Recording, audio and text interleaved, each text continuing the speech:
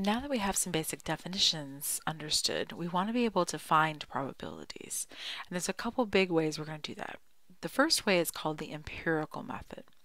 So let me look up the definition of empirical for us on Google.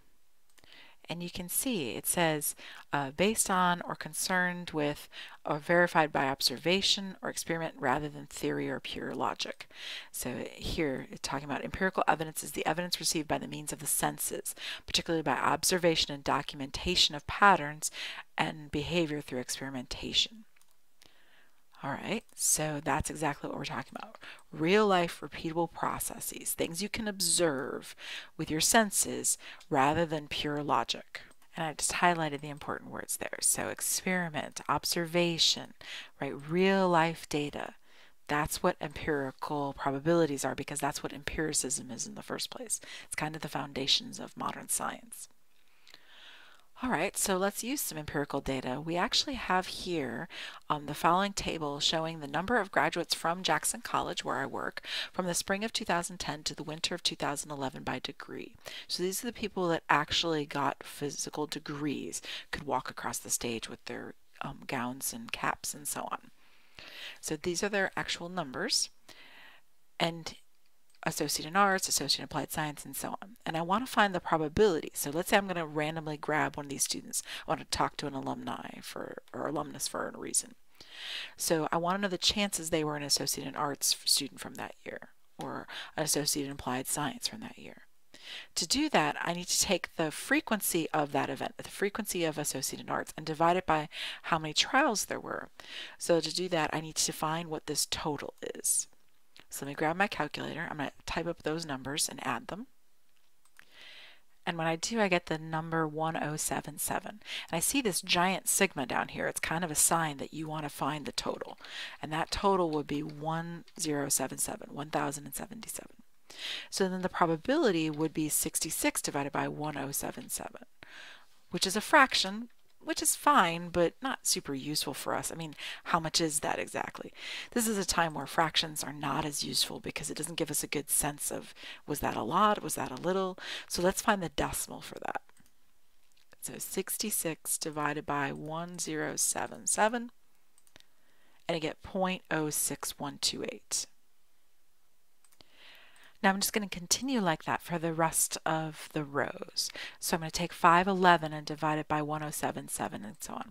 I just rounded to 3 decimal places. It didn't give me any particular, we usually use 3 or 4, right, for most problems. All right, so I'm going to fill out the rest of these and I'll be right back. There, I have them all in there. Now, we don't usually do both fractions and decimals, but I put them into this problem just for the heck of it. But usually you use just decimals for empirical, or, I mean, if you want to use fractions, that's fine too, but then you probably use fractions all the way down. Now I want to notice something really quick. If I take 0.061 and I add all the other decimals, I want to see what I get. There. When I add them all up, I got 0.999. Now, I don't want us to be panicky about that. So if you're thinking ahead, you're thinking, hey, shouldn't that be 1? Shouldn't I have 100% of my data accounted for? Yes, you should. However, we rounded to the 3rd decimal place here. So rules of rounding say that if you round to the 3rd decimal place, then you could be off in that 3rd decimal place. That's why it's 0.999. It's that 3rd decimal it's getting us. So don't be worried about that. That's natural. If you add the fractions, you'll actually get 1. But if you add the decimals, you'll get 0.999. Actually, I'll reverse the order here, so that way you can line it up. So the fractions would add to 1, the decimals add to 0.99. Don't worry about that. That's just rounding error, so not a big deal. Now, why are these probabilities empirical? Well, because they came from actual data from the college. It was just observed data. None of it was hypothetical or by logic or whatever the Googles said about empirical, right? Next, are any of the degree types unusual for JC graduates? Okay, so to do that, you have to remind yourself that in Chapter 3, we learned that unusual means less than 5%. So since you can look into Section 3.2 when we learned that. So Section 3.2. At the time, we were more interested in standard deviations. The number of standard deviations away from the mean is also unusual, but the probability was also mentioned in there, the proportion as being less than 5%. So we do have a couple that are unusual, actually, because they have probabilities that are less than 5%.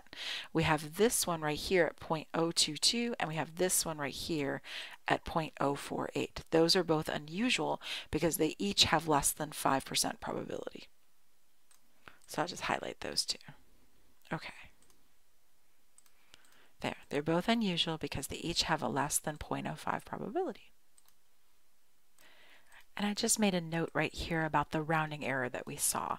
So we know that probabilities should add up to 1. Well, we technically don't know it yet, but it's coming soon as one of the rules of probability.